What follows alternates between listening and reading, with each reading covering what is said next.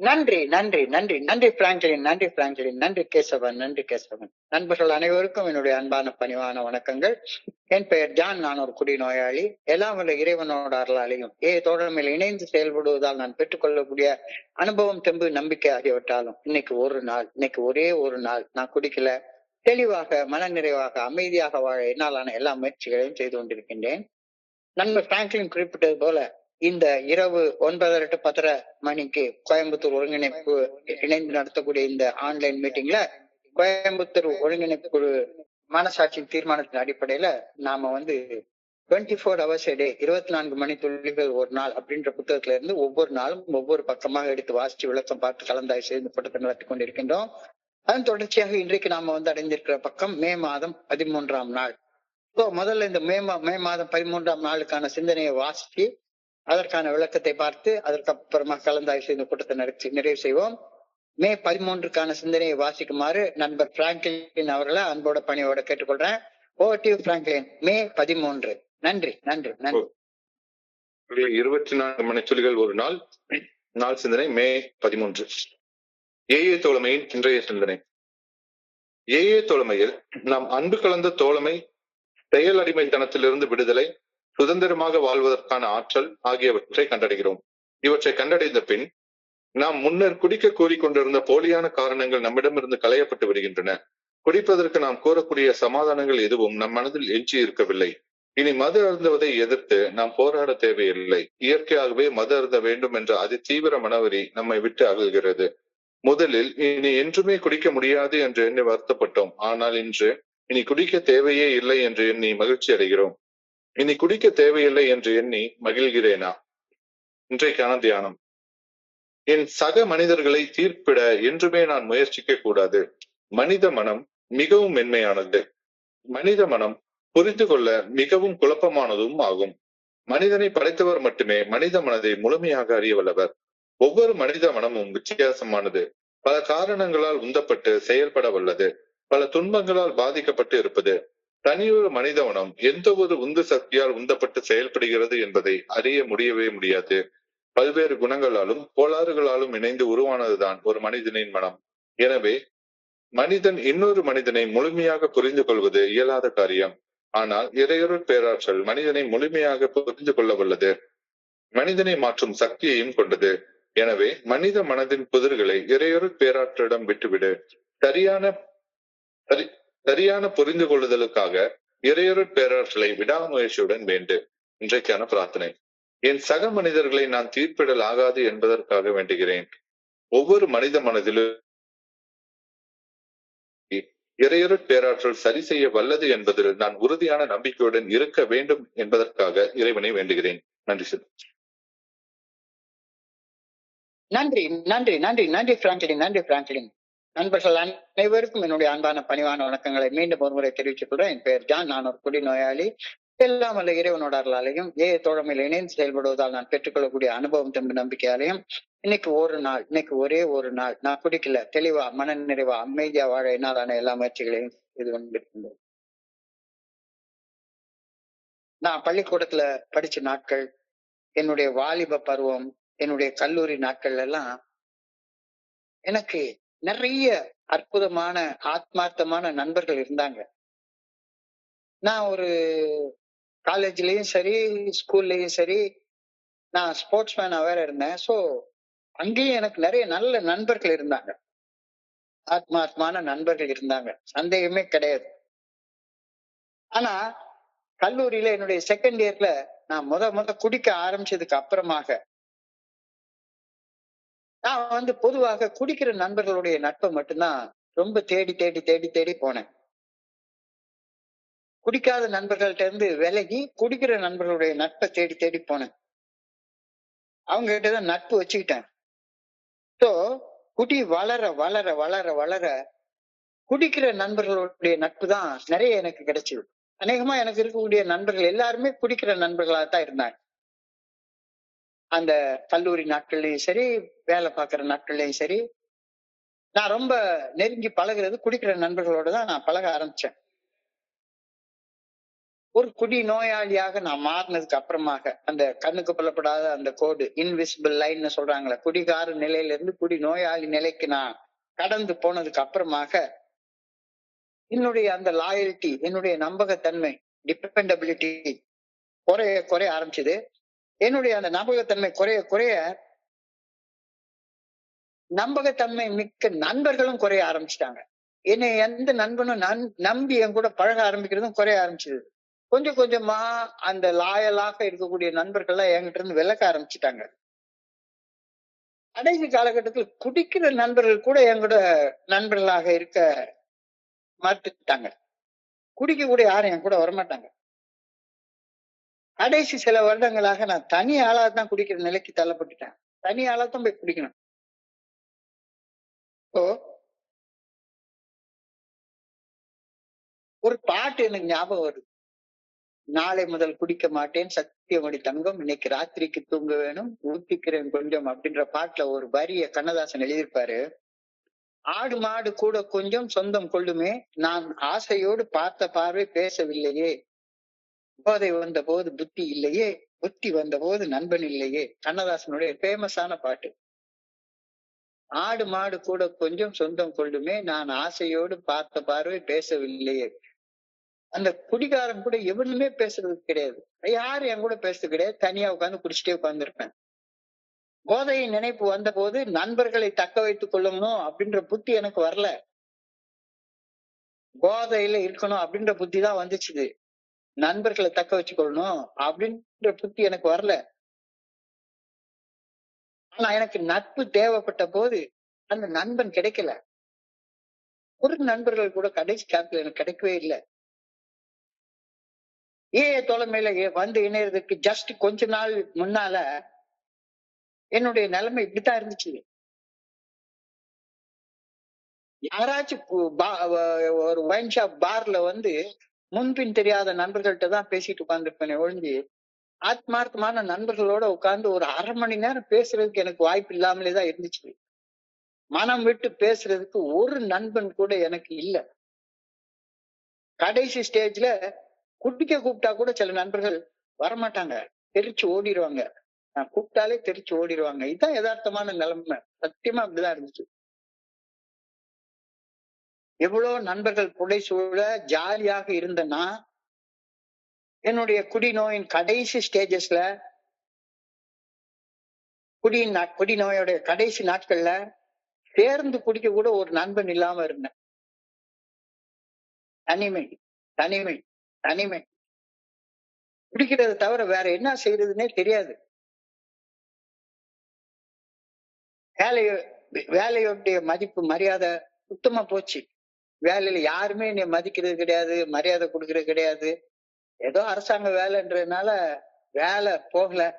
ஆனாலும் இன்னும் கொஞ்சம் குடிச்சிருந்தா அதையும் ஏதாச்சும் சார்ஜ் ஷீட் போட்டு டிஸ்மிஸ் பண்ணி வெளியே அனுப்பிச்சிருப்பாங்க. வேலையிலயும் மதிப்பு மரியாதை சுத்தமா போயிடுச்சுது. கையில பணமும் கிடையாது, கடனும் ஆகி போயிடுச்சுது. என்னுடைய கடைசி குடி நாட்கள்ல எனக்கு தேவைப்பட்டது நட்பு. இந்த நட்பு கிடைக்கவே இல்லை. ஆனா என்னைய 2 பேர் தேடி வந்தாங்க. தோழமையுடைய நண்பர்கள் 2 பேர் 9/6/1996 அன்னைக்கு என் வீட்டுக்கு வந்தாங்க. நட்பை இலவசமா கொண்டு வந்தாங்க. தோழமை இலவசமா கொண்டு வந்தாங்க. என் வீட்டுக்கு தூக்கிட்டு வந்தாங்க. குடிச்சப்ப குடிக்கிற நண்பர்கள் கூட சேர்ந்து குடிக்காக குடிச்சுக்கிட்டே இருந்தேன். இங்க இப்ப தோழமையில எனக்கு கிடைச்ச நண்பர்கள் ஒரு நாள் அடிப்படையில மோசம் செய்யக்கூடிய முதல் கூடிய விலைக்கு வைத்து வாழக்கூடிய நண்பர்கள். முதல்ல தோழமையில குடிக்காம இருக்கிற நண்பர்களுடைய பரிச்சயம் கிடைச்சது. பரிச்சயம் ஆளப்பட ஆளப்பட அது பழக்கமா மாறிச்சுது. அவங்க கூட பேசுற பழக்கமா மாறிச்சுது. பழக்கம் நட்பா மாறிச்சுது. நட்பு அன்பா மாறிச்சுது. அந்த நட்பும் தோழமையும் அன்பும் என்னைய குடிக்காம இருக்க வச்சு. இதான் இன்னைக்கு சிந்தனையோடைய முதல் வரி. In AA fellowship we find fellowship. In AA we find fellowship. இதான் இன்னைக்கு சிந்தனையோட முதல் வரி. ஏஐ தோழமையில எனக்கு முதல்ல கிடைச்சது நட்பு, அன்பு, தோழமை. என்ன போலவே நாசமா போன ஒரு வாழ்க்கையை வாழ்ந்துட்டு இன்னைக்கு நல்லா வாழ்ற மனிதர்கள் எனக்கு அறிமுகம் ஆனாங்க. என்ன மாதிரியே குடிச்சு குடிச்சு வீணா போய் ரத்தத்தை விட்டு குடிச்ச நண்பர்கள் இன்னைக்கு ரொம்ப அற்புதமான வாழ்க்கை வாழ்ற அந்த நண்பர்கள் எனக்கு அறிமுகமானாங்க, எனக்கு பரிச்சயப்பட்டாங்க, பழக்கமானாங்க, நண்பர்கள் ஆனாங்க. நான் குடிக்காம இருக்க அவங்க எனக்கு ஆதரவாக இருந்தாங்க. குடிச்ச நண்பர்களோட சேர்ந்து குடிச்சேன். ஏஏ தோழமையில வந்து இணைஞ்சதுக்கு அப்புறமாக இங்க ஏஏ தோழமையில குடிக்காம இருக்கிற நண்பர்களோட சேர்ந்து நானும் குடிக்காம இருக்க ஆரம்பிச்சேன். Just as simple as that. குடிக்கிற நண்பர்களோட சேர்ந்து குடிச்சேன். இப்ப இங்க குடிக்காம இருக்கிற நண்பர்களோட தோழமையில சேர்ந்து குடிக்காம இருக்க ஆரம்பிச்சேன். இதான் முதல்ல நடந்தது. So first thing I get in AA is fellowship. தனிமையின் வாட்டம் நீங்கிச்சு. தனிமையின் வாட்டம் போக எனக்கு தோழமை வேணும். அந்த தோழமை ஏஏ தோழமையில எனக்கு கிடைச்சது. குடிக்காமல் இருக்கிறதுக்கு அந்த தோழமை இல்லாம முடியாது. தனியாக இதை செய்ய முடியாது. தனியாக குடி வெறிய வெல்ல முடியாது. குடிக்காம இருக்கிறதுக்கு தோழமை வேணும். இதுதான் ஃபர்ஸ்ட் ரிக்குவயர்மெண்ட். ஃபர்ஸ்ட் எனக்கு தோழமை வேணும், ஃபெலோஷிப் வேணும். அது ஏஏ தோழமையில எனக்கு கிடைச்சு முதல் தேவை. அது குடிக்காம இருக்கையிலும் குடிநோய் பாதிப்புகள் என்னில் இருந்து கொண்டிருந்தால் குடிக்காமல் இருக்கக்கூடிய வாழ்க்கை இனிமையாக இருக்காது. அதனால குடிக்கிறது நிறுத்தினதுக்கு அப்புறமாக அடுத்த தேவை குடிநோயின் பாதிப்புல இருந்து மீட்படைய வேண்டிய தேவை. தேவைகளை இன்னைக்கு அழகாக வரிசைப்படுத்தி சொல்றாங்க. ஃபர்ஸ்ட் தேவை வந்து குடிக்காம இருக்கணும். குடிக்காம இருக்கிற நண்பர்களுடைய நட்பு, அன்பு, தோழமை வேணும். அந்த தோழமை கிடைச்சது. வந்தேன் ஒரு 90 நாள் 90 மீட்டிங் தொடர்ந்து வர அந்த நட்பு, அந்த நண்பர்களுடைய பரிச்சயத்தால, பழக்கத்தால, நட்பால, அன்பால, தோழமையால குடிக்காம இருக்க பழகிக்கிட்டேன். குடிக்காம இருக்க பழகினதுக்கு அப்புறமா அடுத்த தேவை இப்ப வருது. குடிநோயின் பாதிப்புகள்ல இருந்து மீட்படைய வேண்டிய தேவை. ஏன்னா ஏகப்பட்ட அளவுல உடம்பு கெடுத்து வச்சிருக்கிறேன், மனசை கெடுத்து வச்சிருக்கிறேன், பினான்ஸை கெடுத்து வச்சிருக்கிறேன், குடும்ப உறவுகளை கெடுத்து வச்சிருக்கிறேன். ஏகப்பட்ட பாதிப்புகள் இருக்கு. ரெண்டாவது, குடிக்கிறது நிறுத்தினதுக்கு அப்புறமாக, தோழமையின் உதவியால குடிக்கிறது நிறுத்தினதுக்கு அப்புறமாக குடிநோயின் பாதிப்புகள் இருந்து மீட்படைய வேண்டிய தேவை இரண்டாவதாக வருகிறது. விடுதலை, release from the ill effects of alcoholism. குடிநோயின் பாதிப்புகள்ல இருந்து மீட்படைய வேண்டிய, விடுதலை அடைய வேண்டிய தேவை இரண்டாவதா வருது. So in AA fellowship we get a recovery program which gives release from the ill effects of alcoholism. So முதல்ல குடிக்காம இருக்கிறதுக்கு நட்பு கிடைச்சது, தோழமை கிடைச்சது, அன்பு கிடைச்சது. இரண்டாவது, குடிநோயின் பாதிப்புகள்ல இருந்து நான் விடுதலை அடைவதற்கு, மீட்பு அடைவதற்கு எனக்கு ஒரு ரெக்கவரி ப்ரோக்ராம் கிடைச்சது. 12 படிகள் அடங்கிய மீட்படையும் செயல் திட்டம் கிடைச்சது. ஏஏ தோழமை நமக்கு குடிநோயின் பாதிப்புகள் இருந்து மீட்படைய 12 படிகள் அடங்கிய மீட்படையும் செயல் திட்டத்தை வழங்குகின்றது. ஏஏல ஃபர்ஸ்ட் ஃபெலோஷிப் கிடைச்சது. ஃபெலோஷிப் தோழமையை தொடர்ந்து நமக்கு ஏஏல கிடைப்பது மீட்பு, ரிலீஸ், குடிநோயின் பாதிப்புகள் இருந்து மீட்பு. தோழமை, ஃபெலோஷிப், அதை தொடர்ந்து கிடைக்கிறது விடுதலை, மீட்பு. ஏஏ தோழமையில மீட்பு கிடைச்சதுக்கு அப்புறமா மூன்றாவது கிடைக்கிறது ஸ்ட்ரெங்த்.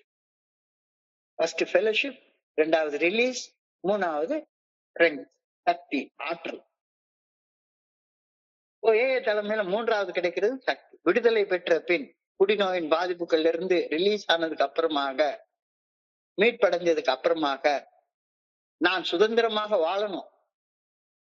சுதந்திரமாக வாழ எனக்கு சக்தி வேணும், ஆற்றல் வேணும், ஸ்ட்ரெங்த் வேணும். வாழ்வதற்கான ஆற்றலை ஏஏ தோழமை எனக்கு கொடுக்குது. ஏஏ தோழமை பரிந்துரைக்கும் 12 படிகள் அடங்கிய மீட்படையும் செயல் திட்டத்தை வாழ்க்கையாக வாழ்வதால எனக்கு இந்த மூணும் கிடைக்குது. என்ன மூணும் கிடைக்குது? In AA we find fellowship, we find release and we find strength. AA தோழமையில நமக்கு கிடைப்பது தோழமை, அன்பு, நட்பு, இது முதல்ல கிடைக்குது. இரண்டாவது குடிநோயின் பாதிப்புகள்ல இருந்து ரிலீஸ், விடுதலை, மீட்பு கிடைக்குது. மூன்றாவது நல்ல செயல்கள் செய்து சக்தியோட வாழ்வதற்கு, சுதந்திரமாக வாழ்வதற்கு சக்தி, ஆற்றல் இது கிடைக்குது. இதைத்தான் இன்னைக்கு சிந்தனையுடைய முதல் வரியாக எழுதியிருக்கிறாங்க. In AA, we find fellowship, we find release, we find strength. AA தோழமையில் நமக்கு கிடைப்பது நட்புறவு, தோழமை. AA தோழமையில் நமக்கு கிடைப்பது விடுதலை. மூன்றாவதாக கிடைப்பது சுதந்திரமாக வாழ்வதற்கான சக்தி, ஆற்றல். இந்த மூணும் கிடைக்குது. ஏன் நான் குடிக்கிற காலத்துல குடிச்சுக்கிட்டு இருந்தேன்? இந்த மூணு கிடைக்காத ஒரே காரணத்தினால மட்டும்தானே நான் ஒரு அடிக்டாக, ஒரு செயல் அடிமையாக, செய்த தப்பையே திருப்பி திருப்பி செய்து கொண்டு வலி, வேதனை, துன்பம், துயரத்தை அனுபவிச்சு பரிதாபமாக வாழ்ந்து கொண்டிருந்தேன். ஏன் பரிதாபமா வாழ்ந்து கொண்டிருந்தேன்? யோசிச்சு பாருங்க. கடைசி நாள்கள்ல பேசுறதுக்கு ஒரு நண்பன் கிடையாது, வாழ்றதுக்கு ஒரு வழிகாட்டுதல் கிடையாது, வாழ்றதுக்கு சக்தி கிடையாது, ஆற்றல் கிடையாது. இந்த மூணு இல்லாத ஒரு காரணத்தினாலதான் நான் பரிதாபமான ஒரு வாழ்க்கை வாழ்ந்துட்டு திரும்ப திரும்ப செய்த தப்பையே திரும்ப திரும்ப செய்துகிட்டு வலி, வேதனை, துன்பம், துயரத்தை அனுபவிச்சு பரிதாபமாக வாழ்ந்து கொண்டிருந்தேன். இப்ப AA ஃபெலோஷிப்ல இந்த மூணும் கிடைக்குது. எந்த மூணும்? ஃபெலோஷிப் தோழமை, ரிலீஸ் விடுதலை, ஸ்ட்ரென்த் சக்தி, ஆற்றல். இந்த மூணு கிடைக்குது. இந்த மூணு கிடைக்காத காரணத்தினால நான் செயல் அடிமையாக, ஒரு அடிக்டாக வாழ்ந்து கொண்டிருந்தேன். இப்ப இந்த மூன்றும் கிடைத்த பின்னர் நான் ஒரு செயல் அடிமையாக, ஒரு அடிக்டாக வாழ்ந்து கொண்டிருந்த காரணம் என்னிடமிருந்து அகற்றப்படுகின்றது. சோ ஃபர்ஸ்ட் நான் எதற்காக ஒரு ஆல்கஹாலிக்காக, ஒரு குடிநோயாளியாக, ஒரு அடிக்டாக, ஒரு செயல் அடிமையாக வாழ்ந்து கொண்டிருந்தேனோ அந்த காரணம் என்கிட்ட இருந்து அகற்றப்பட்டு விட்டது. எனக்கு தோழமை கிடைச்சிருச்சுது, எனக்கு விடுதலை கிடைச்சிருச்சுது, விடுதலைக்கான ஒரு ப்ரோக்ராம் கிடைச்சிருச்சுது. அந்த ப்ரோக்ராம வாழ்க்கை வாழ்றதுனால ஒரு சக்தியும் ஆற்றலும் கிடைச்சிருச்சுது. And having found these things, the real reason for the alcoholic pattern of drinking and addictive behavior has been removed away, has been taken away. இது ரெண்டாவது வரி இன்னைக்கு எழுதிருக்காங்க. எனக்கு இந்த மூணு கிடைச்சதுனால, having found these three things, the real reason for living an alcoholic life, living an addictive life has been removed, has been taken away. ஒரு செயல் அடிமையாக குடிச்சோ அல்லது வேறு சில செயல் அடிமைத்தனமான செயல்கள் செய்தோ வாழ்ந்த காரணம் என்கிட்ட களையப்பட்ட பின்னர் நான் குடிச்சோ அல்லது செயல் அடிமையாக வாழ்வதற்கோ எந்த ஒரு நியாயமும் இருக்க முடியாது இல்ல. அதுக்கப்புறம் கொழுப்பெடுத்து குடிச்சாதான் உண்டு. இந்த மூணு AA ஃபெலோஷிப்ல நமக்கு கிடைச்சிருச்சு. இது தோழமை கிடைச்சிருச்சுது, குடிக்காம இருக்க முடியுது. குடிநோயின் பாதிப்புகள் இருந்து மீட்படைவதற்கு ஒரு செயல் திட்டம், ஒரு ப்ரோக்ராம் கிடைச்சிருச்சுது. சோ விடுதலை கிடைச்சிருச்சுது. வாழ்வதற்கான, பணி செய்து வாழ்வதற்கான ஆற்றல் கிடைச்சிருச்சுது. இந்த மூணு கிடைச்சதுக்கு அப்புறமாக நான் போய் குடிக்கிறதுக்கு வேற என்ன நியாயம் இருக்கு? வேற எந்த நியாயமும் கிடையாது. Now drinking and addiction has no more justification in our minds. நான் குடிக்கிறதுக்கோ செயல் அடிமையாக வாழ்றதுக்கோ AA தோழமையில எந்த நியாயமும் இனிமே கிடையாது. ஏன்னா இந்த மூணு என்கிட்ட இருந்து எடுக்கப்பட்டுருச்சுது. ஒரு குடிநோயாளி ஆக்கிய என் மனம், ஒரு செயல் அடிமையாக்கிய என் மனம் குடிப்பதற்கும் செயல் அடிமையாக செயல்படுவதற்கும் நியாயமாக தோன்றும் காரணங்களை கற்பனை செய்துகிட்டே இருக்கும் எப்ப பார்த்தாலும். என்னுடைய அந்த மனசு எப்ப பார்த்தாலும் ஒரு தப்பு செய்யறதுக்கு ஒரு காரணத்தை தேடிக்கிட்டே இருக்கும். தப்பு செய்யறதுக்கு ஒரு காரணத்தை எப்படியாச்சும் தேடிக்கிட்டே இருக்கும். எப்படா எவனையாச்சும் பிராக்கெட் போட்டு அவங்ககிட்ட இருந்து கொஞ்சம் காசு ஆட்டைய போடலாம், எப்படியாச்சும் போய் எங்கேயாச்சும் பொழுத போக்கிக்கிட்டு எவனையாச்சும் எவன் குடியவாச்சும் கெடுக்கலாமா அப்படின்னு என்னுடைய அந்த செயல் அடிமையாக மனசு எப்ப பார்த்தாலும் ஒரு காரணத்தை தேடிக்கிட்டே இருக்கும். ஒரு செயல் அடிமையாக என் மனம் குடிப்பதற்கும் செயல் அடிமையாக செயல்படுவதற்கும் நியாயமாக தோன்றக்கூடிய காரணங்களை தேடிக்கிட்டே இருக்கும். அதான் என்னுடைய மனசு. இந்த கற்பனை ஒரு செயல் அடிமையாக என்னுடைய மனசுல சதா சர்வ காலமும் ஓடிக்கிட்டே இருக்கும். எப்ப பார்த்தாலும் நான் ஏதாச்சும் ஒண்ணு செய்யணும். வந்தாலும் சரிதான், நல்லது கெட்டது இல்ல, நான் இருக்கேன் அப்படின்னு இந்த தவளை குவா கத்திக்கிட்டே கிடக்கும்ல, அது மாதிரி நான் இருக்கேன் அப்படின்னு இன்னைக்கு ஒரு குரூப்ல கூட பார்த்தேன். ஏதாச்சும் ஒரு மெசேஜ் அந்த குரூப்ல ஒரே சண்டை, இந்த குரூப்ல இந்த அறிவிப்புகள் எல்லாம் போடாத அப்படின்னு சொல்றான். இல்ல நான் போட்டே தீருவேன், அறிவிப்பு தானே போடுறேன் அப்படின்னு சண்டை. என்ன, நான் இருக்கேன்றதை காட்டணும், நான் இருக்கேன்றதை காட்டணும். ஒரு அடிக்டாக நான் செய்த செயலையே குட் மார்னிங் போடுறது கூட ஒரு அடிக்ஷன் தான். காலையில எங்கேயோ இருந்து ஒரு மெசேஜை ஃபார்வர்ட் பண்ணி போடுறதுக்கான அடிக்ஷன் திரும்ப திரும்ப திரும்ப திரும்ப நான் அதை செய்யறது. அதுக்கு ஒரு நியாயமான காரணத்தை கற்பனை செய்த வண்ணம் இருக்கும். இந்த கற்பனை செயல் அடிமையாக என் மனதில சதா சர்வகாலம் ஓடிக்கிட்டே இருக்கும். இந்த சிந்தனை ஓட்டம் தோழமையில வந்த உடனே ஸ்டாப் பண்ணப்படுது. இங்க எல்லாம் எவனுக்கு யாருக்கு எந்த வகையான தனித்துவமும் கிடையவே கிடையாது. இல்லை, இங்கதான் அனானிமஸ் ஆயிடுறோமே. இந்த சிந்தனை ஓட்டம் தோழமையில் நிறுத்தப்பட்டு விடுவதால் இனி நான் போலியான காரணங்கள் சொல்லி குடிக்கவோ அல்லது ஒரு செயல் அடிமையாக செயல்படவோ முடியவே முடியாது. இங்க தோழமையில இருந்து விலைக்கு போனா மட்டும்தான் நீ அதை செய்ய முடியும். ஒரு அடிக்டாக அல்லது ஒரு குடி நோயாளியாக நீ வாழணும் அப்படின்னா ப்ரோக்ராம் விட்டு வெளியே போனா தான் அப்படி வாழ முடியும். ப்ரோக்ராம்குள்ளார இருந்தா அப்படி வாழ முடியாது. கிறிஸ்டல் கிளியரா தெரியுது இல்ல, தெளிவா தெரியுது இல்ல. So we no longer need to fight against our first drink. மனசுக்குள்ளார இன்னும் குடிக்கணும் குடிக்க வேண்டாமா அப்படின்ற போராட்டமே நமக்கு கிடையவே கிடையாது. ஏன்னா நமக்கு தோழமை இருக்குது, ப்ரோக்ராம் இருக்குது, ஸ்ட்ரென்த் இருக்குது. இங்க செயல் அடிமையாக ஒரு அடிக்டாக வாழ வேண்டிய அவசியமே நமக்கு இருந்து எடுத்து போடப்பட்டு விடுகிறது. So we no longer need to fight against the first fatal drink. Drink just naturally leaves us. Drink just naturally leaves us. இயற்கையாக நீ ஒரு கஷ்டமும் பட வேண்டாம், ஒரு கஷ்டமும் பட வேண்டாம். இயற்கையாக அந்த குடிக்கணும் அப்படின்ற வெறி தோழமைக்குள்ளார வந்து தொடர்ந்து வர்றப்போ உங்ககிட்ட இருந்தது இயற்கையாக வெளியே போயிருது. குடிக்கிறது, செயல் அடிமையாக செயல்படுவது வெகு இயல்பாக வெகு இயற்கையாக தோழமைக்கு நாம தொடர்ந்து வரும்போது நாம விட்டு மறைஞ்சு போயிடுது, அகன்று போயிடுது, ஈஸியா போயிடுது. 90 நாள் 90 மீட்டிங் தொடர்ந்து வந்தா தோழமை கிடைச்சிடும், ப்ரோக்ராம் கிடைச்சிடும், ரிலீஸ் கிடைச்சிடும், விடுதலை கிடைச்சிடும், ஒரு செயல் திட்டமும் கிடைச்சிடும், சுதந்திரமாக வாழ்வதற்கான சக்தி கிடைச்சிடும். அவ்வளவுதான், வேற என்ன வேணும் உனக்கு? எல்லாம் கிடைச்சிருச்சுல்ல. ஆனா என்ன போல ஒரு அடிக்டுக்கு, என்ன போல ஒரு குடிநோயாளிக்கு ஒரு செயல் அடிமையாக வாழ்வதுல ஒரு ஆழமான மோகம் இருக்கு. எங்க இருந்தாலும் சரிதான், எனக்கு சுதந்திரமா வாழ பிடிக்கவே பிடிக்காது. யாருக்கு யாரு நிக்கணும் அல்லது யாருக்கு மேலேயாவது நிக்கணும். எனக்கு அப்படிப்பட்ட வாழ்க்கை தான் பிடிக்கும். எனக்கு கீழே நான் ஒரு குரூப் ஆரம்பிச்சேன், எனக்கு கீழே 10 பேர் இருக்கணும், அல்லது எனக்கு ஒரு ஸ்பான்சர் இருக்கணும், 10 பேரோட சேர்ந்து அவர் கூட உட்கார்ந்து வாழ்க வாழ்க வாழ்க வாழ்க அல்லது ஒளிக ஒளிக ஒளிக ஒளிகன்னு கோஷம் போட்டு அலைவேன். என் போன்ற ஒரு அடிக்டுக்கு, ஒரு செயல் அடிமைக்கு, செயல் அடிமையாக வாழ்வதில் ஒரு ஆழமான மோகம் உள்ளது. மோகம் என்றால் அதிதீவிர ஆசை, அதிதீவிர மனக்கிளர்ச்சி, அதிதீவிர மன எழுச்சி, அதிதீவிர மன வெறி அப்படின்னு அர்த்தம். இதான் என்னுடைய பெரிய பிரச்சனை. இங்க எல்லாம் கிடைச்சிருச்சு, கிடைச்சதுக்கு அப்புறமாகவும் நான் ஏன் போறேன்னா எனக்குள்ளார அந்த அடிமையாக வாழ்றதுல அப்படி ஒரு அதிதீவிர வெறி, அதிதீவிர வெறி. யாரையாச்சும் ஒரு ஆளை மேல தூக்கி வச்சு புகழ்ந்து கொண்டே இருக்கணும், அல்லது என்னை யாராச்சும் புகழ்றத கேட்டுக்கிட்டே இருக்கணும்.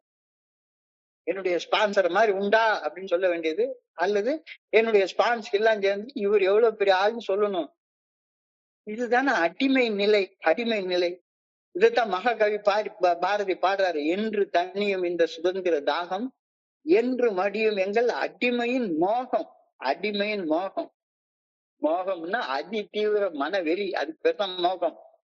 அதி தீவிர மன கிளர்ச்சி, அதி தீவிர மன எழுச்சி, வெறி பிடிச்ச மாதிரி இருக்கிறது. அடிமையாக இருக்கிறதுல அப்படி ஒரு வெறி.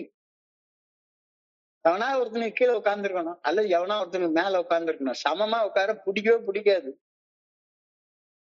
எனக்கு சுதந்திரமா வாழணும்ன்ற தாகமும் இருக்குது, அதோட சேர்ந்து அடிமையா வாழணும்ன்ற மோகமும் இருக்குது. ரெண்டு இருக்குது.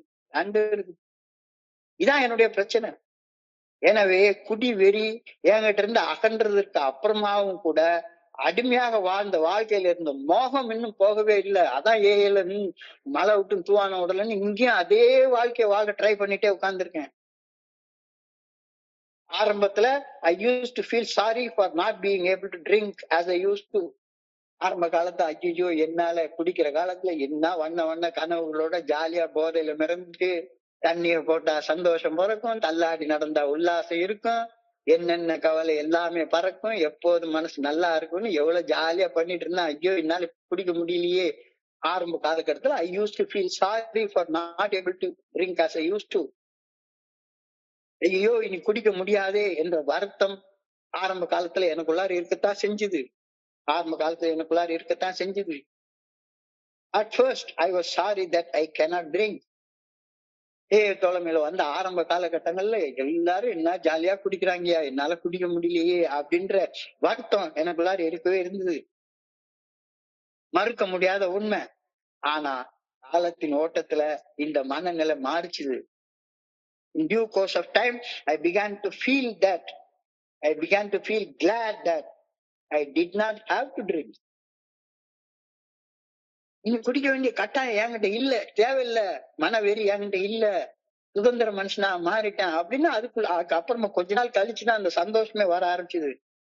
குடிக்க முடியாதே என்று வருத்தப்பட்ட நான் குடிக்க வேண்டிய அதிதீவிர மன வெறி அகற்றப்பட்டதற்காக, குடிக்க வேண்டிய கட்டாயம் என்னிடமிருந்து அகற்றப்பட்டதற்காக இப்ப சந்தோஷப்பட ஆரம்பிச்சேன். இது ஏழை தோழமையில ஒவ்வொருத்தரும் அடைய வேண்டிய ஒரு ஸ்டேஜ். என்கிட்ட இப்ப குடி வெறி இல்ல, அடிமையின் மோகம் இல்ல. என்று மடியும் எங்கள் அடிமையின் மோகம்னு மகாகவி கேட்டாரு. அடிமையா வாழ்ற மோகம் இல்லை. எவனுக்கும் அடிமையா வாழ வேண்டிய அவசியமே இல்லை. என்னுடைய ஸ்பான்சரு கூட அடிமையா வாழ வேண்டிய அவசியமே கிடையாது. அவர் சொன்னாலும் தப்புன்னா தப்புதான். அந்த அளவுக்கு ஒரு சுதந்திர தாகம் எனக்குள்ளார வந்துச்சு. குடிக்க முடியாது என்ற வருத்தப்பட்ட நான் குடிக்க வேண்டிய கட்டாயம் என்னிடமிருந்து அகற்றப்பட்டதற்காக சந்தோஷப்பட ஆரம்பிச்சேன். இந்த மாற்றம் குடி நோயின் பாதிப்புகளில் இருந்து மீள்வதற்கு மிகவும் அத்தியாவசியமான தேவையாக அமைகின்றது. இதுதான் இந்த சிந்தனையுடைய கேள்வி. Are you glad that you don't have to drink? குடிக்க வேண்டும் என்ற கட்டாயம் உங்ககிட்ட இருந்து அகற்றப்பட்டதற்காக இப்ப நீ சந்தோஷப்படுறியா? ஐயோ குடிக்க முடியலன்னு இன்னும் வருத்தப்பட்டு உட்கார்ந்துருக்கியா? இந்த ரெண்டு சிந்தனையும் நீ உட்கார்ந்து கொஞ்ச நேரம் யோசிச்சு பாருங்க. ஐயோ ராத்திரி முழுக்க உட்கார்ந்து போன் பிக்சர் பார்க்க முடியலையே அப்படின்னு வருத்தப்பட்டு இருக்கியா? இல்ல போன் பிக்சர் பார்க்கணும் அப்படின்ற அதிதீவிர மன வெறி என்கிட்ட இருந்து அகற்றப்பட்டு விட்டதற்காக சந்தோஷப்படுறியா? ஐயோ தப்பு செஞ்சு பணம் வாங்க முடியலையே அப்படின்னு வருத்தப்பட்டு இருக்கியா? இல்ல தப்பான வழியில பணம் சம்பாதிக்கிற வெறி என்கிட்ட இருந்து போயிடுச்சு அப்படின்னு சந்தோஷப்படுறியா? Are you glad that you don't have to be addicted to anything? எந்த ஒண்ணுக்கும் அடிமைப்பட்டு வாழ வேண்டிய தேவை இல்லை, அந்த கட்டாயம் என்கிட்ட இருந்து அகற்றப்பட்டு விட்டது அப்படின்றதுக்காக சந்தோஷப்படுறியா? இன்னமும் குடிக்க முடியவில்லையே, செயல் அடிமையாக வாழ முடியவில்லையே என்று வருத்தத்தோட வாழ்கிறியா? அல்லது குடிக்க வேண்டும் என்ற கட்டாயம், செயல் அடிமையாக வாழ வேண்டும் என்ற கட்டாயம் என்னிடமிருந்து இறையர் பேராற்றலால் அகற்றப்பட்டு விட்டதற்காக மகிழ்ச்சி அடைகிறியா? கொஞ்சம் கண்ணை மூடி எல்லாருமே ஒரு நிமிஷம் சிந்திச்சு பார்ப்போம். என்கிட்ட இப்ப இந்நேரத்துல வருத்தம் இருக்கா, மகிழ்ச்சி இருக்கா? சுதந்திர மனுஷனாக வாழ்ந்துட்டேன், எனக்கு தோழமை இருக்கு, எனக்கு மீட்பு இருக்கு, எனக்கு நல்லா வாழ்றதுக்கான ஆற்றல் இருக்கு, இந்த மூணு இருக்குன்னு சந்தோஷப்படுறியா? இல்ல இந்த மூணு இருந்து பழைய அடிமையாக வாழ முடியலையே அப்படின்னு வருத்தப்பட்டு இருக்கியா? எப்படி இருக்க? எந்த நிலைமையில இருக்க? அடிக்ஷன் அகற்றப்பட்டதற்காக நான் ஆனந்தம் அடையவில்லை என்றால், இல்ல இன்னமும் மூஞ்சி தூக்கி வச்சுட்டு புலம்பிட்டே உட்கார்ந்துருக்கேன், 25 வருஷம் ஆனதுக்கு அப்புறமா இன்னும் 25 வருஷத்துக்கு முன்னால நடந்த பழைய கதையவே போட்டுட்டு பேசிக்கிட்டு அதுலயே வருத்தப்பட்டுட்டே இருக்கேனா? அப்பனா ஏதோ ஒரு மிகப்பெரிய கோளாறு எனக்குள்ளார இருக்குன்னு அர்த்தம். என்ன கோளாறு இருக்குன்னு அறிகிறதுக்காக இன்னைக்கு தியானத்துக்கு கடந்து போ. மனிதர்கள் அனைவருக்குள்ளாரும் பிறர் அறிய முடியாத வாழ்க்கை கதை ஒன்று மறைந்து புதைந்து இருக்கிறது. எல்லாருக்குள்ளாரையும் இருக்கும் பிறர் அறிய முடியாத வாழ்க்கை கதை ஒன்று புதைந்து இருக்கிறது. எனவே எந்த ஒரு மனிதனின் செயல்களுக்கு பின்னணியிலும் உள்ள மன போராட்டம் உண்மையிலேயே புரிஞ்சு கொள்ள முடியவே முடியாது. நான் இவ்வளவு பேசுறேன்னா எனக்குள்ளார எவ்வளவு போராட்டங்கள் இருந்துச்சு. ஒரு மனுஷனும் அவன் தனித்தனியான ஒரு புதிர். மனிதர்கள் அனைவருக்கும் எல்லாருக்குள்ளாரையும் யாரும் தெரிஞ்சுக்க முடியாத ஒரு பெரிய மன போராட்டம் புதைஞ்சு போய் கிடக்கும், மறைஞ்சு போய் இருக்கும். எனவே எந்த ஒரு மனிதனின் செயல்களுக்கும் பின்னணியில ஒரு மன போராட்டம் உண்மையிலேயே இருக்கும். அந்த மன போராட்டத்தை புரிஞ்சு கொள்ளவே முடியாது. செய்யும் செயல்களில் தான் நன்மை தீமை உள்ளதே தவிர மனிதர்கள்ல நல்லவர்கள் கெட்டவர்கள்ன்றது கிடையவே கிடையாது. மனிதர்கள் செய்யும் செயல்கள்ல தான் நல்லது தீயது இருக்கே ஒழிஞ்சு மனிதர்கள்ல நல்லவர்கள் கெட்டவர்கள் அப்படின்றது கருத்து கிடையவே கிடையாது. தீயன தீய பயத்தலால் தீயன தீயினும் வஞ்சப்படும். தீய செயல்களை தான் சொல்றாரு. தீய செயல்கள் தீய விளைவுகளை உண்டாக்குவதால் தீய செயல்கள் செய்வதற்கு தீய கண்டு விலகிறத போல விலகணும் அப்படின்னு சொல்றாரு. அது போல நல்ல விளைவுகள் நல்ல செயல்கள் நல்ல விளைவுகளை உண்டாக்குன்றதுனால நல்ல செயல்கள்னு சொல்றாரு. நல்லவர்கள் தீயவர்கள்னு மனுஷங்கள் எல்லாருமே யாருமே கிடையாது. எல்லாருமே மனுஷங்க தான். தீய செயல் செய்யும் ஒரு மனிதன் அந்த நேரத்துக்கு தீயவனாக தோற்றம் தருகின்றான். அவன் நல்ல செயல் செய்தால் நல்லவனாக தோற்றம் தருவான். எனவே மனிதர்களை எந்த சூழ்நிலையிலையும் தீர்ப்பிடக்கூடாது. நல்லவனா இருக்கிறவன் கெட்டவனா மாறலாம், கெட்டவனா இருக்கிறவன் நல்லவனா மாறலாம். எப்ப எது நடக்கும்னு யாராலையும் சொல்ல முடியாது. செயல்கள்லதான் கெட்டது நல்லதுன்னு இருக்கே ஒழிஞ்சி மனிதர்கள்ல கெட்டவங்க நல்லவங்கன்னு கிடையவே கிடையாது. மனிதன் கெட்ட செயல்கள் செய்யும் போது கெட்டவனாகவும் நல்ல செயல்கள் செய்யும் போது நல்லவனாகவும் தோன்றிக் கொண்டே இருக்கிறான். மனிதன் மாறக்கூடியவன். ஆனால் தீய பயத்தலால் தீய செயல்கள் ஒரு நாள் நல்ல விளைவுகளை பயக்காது. அதனால தீய செயல்கள் என்னைக்குமே தீய செயல்கள் தான். இத நல்லா புரிஞ்சுக்கோ. மனிதர்களை தீர்ப்பிடாத செயல்களை மட்டும்தான் தீர்ப்பிடணும் அப்படின்னு சொல்றாரு. மனித மனம் மிக மிக மென்மையானது. அதே நேரத்துல மனித மனம் மிக மிக சிக்கலானதும் கூட. மென்மையான அன்பை வெளிப்படுத்தும் நான் யாரிடம் அந்த மென்மையான அன்பை வெளிப்படுத்தினேனோ அந்த மனிதத்திலேயே மிக மோசமான காயப்படுத்தக்கூடிய செயலை கூட செஞ்சிருவேன். சர்வ சாதாரணமா செஞ்சிருவேன். 29 வருஷம் சோபர்னா பேரு. சில நேரங்கள்ல என் கூடவே இருக்கிற மனைவி கூட அவங்க மனசு காயப்படும்படியாக சில வார்த்தைகளை இப்பவும் பேசிடுறேன். நல்லவனாக இருக்கக்கூடிய நான் சில நேரங்கள்ல கெட்டவனா மாறிடுறேன். அதே இது அடுத்த நிமிஷம் மறுபடியும் நல்லவனா மாறிடுறேன்.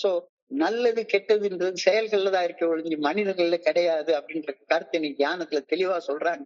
இது புரிந்து கொள்ளவே முடியாத புதிர். எவனையும் கெட்டவன்னு சொல்லாத. அவன் கெட்ட செயல் செஞ்சான் அப்படின்னு சொல்லு. அவன் கெட்டவன் கிடையாது. ஏதோ ஒரு மனக்குழப்பத்தால போராட்டத்தால புரிந்து கொள்ள முடியாத அவனுக்குள்ளார உள்ள கடந்த கால போராட்டத்தால அவன் ஒரு கெட்ட செயல் செய்யறான், அவ்வளவுதான். The human mind is so delicate and so complex that it cannot be known wholly. யாராலையும் ஒரு மனுஷனுடைய மனசை முழுமையாக புரிந்து கொள்ள முடியவே முடியாது. யாரால புரிந்து கொள்ள முடியும்? Only the maker can know it wholly. கடவுளால மட்டும்தான் ஒரு மனுஷனுடைய மனசை முழுமையாக புரிந்து கொள்ள முடியும். மென்மையானதும் மிக சிக்கலானதும் ஆன மனித மனதை இன்னொரு மனுஷ மனசால அறிந்து கொள்ள முடியவே முடியாது. அசாத்தியம். முடியவே முடியாது. ஏன் ஒரு நேரம் அன்போட செயல்படும் இந்த மனுஷன் அடுத்த நிமிஷம் இவ்வளவு வெறுப்படையும் மனக்கசப்போடையும் செயல்படுறான்ற காரணத்தை புரிஞ்சு கொள்ள முடியவே முடியாது. எந்த ஒரு மனுஷனுக்கும் இன்னொரு மனுஷனை புரிஞ்சு கொள்றது சாத்தியப்படவே படாது. அது கடவுளுக்கு மட்டும்தான் முடியும். அதனால எந்த மனுஷனையும் இவன் குடிநோயாளி கெட்டவன் இவன் உருப்பிட மாட்டான் அப்படின்னு ஒரு நாள் சொல்லாத அப்படின்னு சொல்லி இன்னைக்கு தியானத்துல சொல்றாங்க. ஒவ்வொரு மனிதனுடைய மனதும் வேறுபட்டது. தாயும் பிள்ளையும் ஆனாலும் வாயும் வயிறும் வேறம்பாங்க. தாயும் பிள்ளையும் ஆனாலும் வாயும் வயிறும் வேறம்பாங்க. அது போல தாயும் பிள்ளையும் ஆனாலும் உடம்பும் மனசும் வேற வேற வேற வேற. அதுதான் யதார்த்தமான உண்மை. எல்லாருக்கும் ஒரு தனித்தன்மை வாய்ந்த மனசு இருக்கு. அந்த மனசுக்குள்ளார நல்லது இருக்கு, கெட்டது இருக்கு. கடவுள் பாதி, மிருகம் பாதி, கலந்து செய்த கலவைதான் எல்லா மனுஷனும். Each mind is so different, actuated by such different motives, controlled by such different circumstances, influenced by such different sufferings. You cannot know all the influences that have gone to make up a personality. ரொம்ப ஒரு ஆழமான வார்த்தை. ஒரு ஒரே செயலை செய்யும் மனிதர்கள் கூட தங்கள் மனசுக்குள்ளார ஒரே நேரத்துல அந்த ஒருபட்ட செயலை செய்வதில்லை. ஒருபட்ட மனநிலையில அந்த செயலை செய்யறது கிடையாது. உதாரணமாக ஒரு மனுஷன் கொடூரமாக ஒரு கொலை செய்யறான்னு வைங்களேன். கொடூரமாக ஒரு கொலை செய்யறான். கொடூரமாக கொலை செய்யறவன் ஒருத்தன் பணத்துக்காக இந்த கொடூரமான கொலை செய்யலாம். ஆனா சேர்ந்த ஒரு தன்னுடைய மனைவியவோ அல்லது பெத்த பிள்ளையவோ யாரோ ஒருத்தன் இது பண்ணிட்டான் அப்படின்ற பழி வாங்கக்கூடிய மனசுல அந்த கொடூர கொலை செய்யலாம். எதுக்காக செஞ்சிருக்கான் அந்த மனுஷனுக்கு தான் தெரியும். இந்த மனுஷனுக்கு தான் தெரியும். ஒவ்வொரு மனுஷனுக்கும் அவன் செய்யற செயலுக்கு பின்னால் உள்ள நோக்கங்கள் அந்த மனுஷனுக்கு மட்டும்தான் தெரியும்.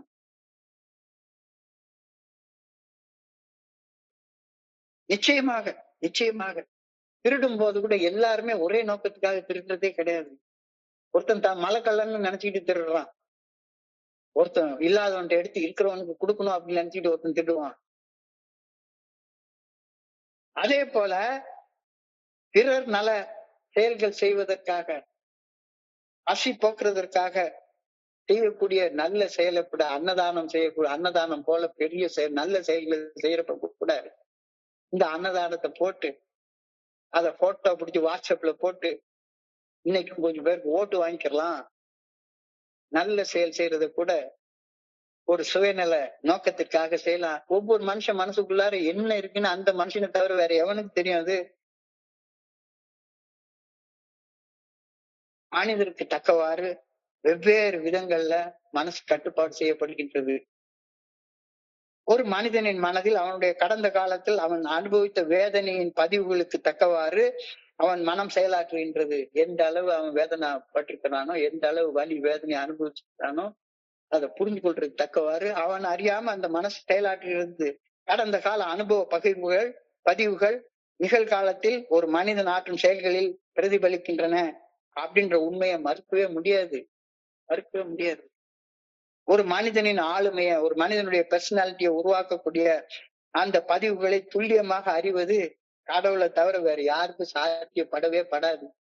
யாரையும் தீர்ப்பிடக்கூடாது. ஏன் இவன் பிடிச்சிட்டான், ஏன் இவன் ஸ்லிப் ஆயிட்டான், ஏன் இவன் இந்த மாதிரி பண்ணிட்டான், குள்ளார வந்து இருந்தும் ஏன் இவன் உட்கார்ந்து இவ்வளவு தூரத்துக்கு காம ரீதியான செயல்கள் செஞ்சுட்டு இருக்கிறான், அழகான பொண்டாட்டி இருந்தாலும் குரங்கு போல ஒரு ஒப்பாட்டியை ஏன் தேடிட்டு இருக்கிறான், புரியவே புரியாது. அதனால அவனை கெட்டவன் அப்படின்னு ஜட்ஜ் பண்ணிடாத. எனவே தனி ஒரு மனித ஆளுமையை நல்லவன் என்றோ கெட்டவன் என்றோ தீர்ப்பிடுவது முற்றிலுமாக தவறானதாக அமையும். So it is impossible for me to judge wholly a human personality. ஒரு மனித ஆளுமைய தீர்ப்பிட முடியவே முடியாது. யாரையும் தீர்ப்பிடக்கூடிய தகுதி எனக்கு கிடையாது. என்ன கூட மனித மனதை அறியும் ஆற்றல் யாருக்கு உண்டு? கடவுளுக்கு மட்டும்தான் உண்டு. மனதை அறியும் ஆற்றல் இறையறு பேராற்றலுக்கு மட்டுமே உண்டு. இறையறு பேராற்றலை தவிர மனிதர்களை தீர்ப்பிடும் ஆற்றல் வேற யாருக்குமே கிடையாது.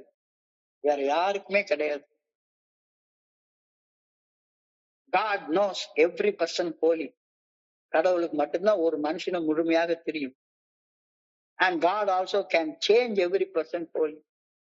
அந்த கடவுள் நினைச்சா எந்த ஒரு மனுஷனையும் அவன் எவ்வளவு கீழ்த்தரமான நிலத்துல இருந்தாலும் சரிதான் அவனை தூக்கிட்டு மேல கொண்டு வந்துட முடியும். அவன் கடவுளை நோக்கி கையை நீட்டணும். பாஞ்சாலி இருந்த நிலைமை எந்த நிலைமை? அவ்வளவுதான், ஒண்ணுமே கிடையாது, அவுத்து அமனமா விட்டுருவாங்க அப்படின்ற சூழ்நிலையில இருந்த அந்த பாஞ்சாலிய சரண்டர் ஆகுற நேரத்துல ஆண்டவனால காப்பாற்ற முடியும். God knows every person wholly and God also can change every person wholly. முழுமையாக மாற்றக்கூடிய ஆற்றலும் கடவுளுக்கு மட்டும்தான் உண்டு. மனிதனின் ஆளுமையில் காணப்படும் குணக்கோளாறுகள் புதிர் நிறைந்தவை. ஏன் இவன் இப்படி செய்யறான்லாம் யாரும் சொல்ல முடியாது. அதனால எவனையுமே தீர்ப்பிடாத.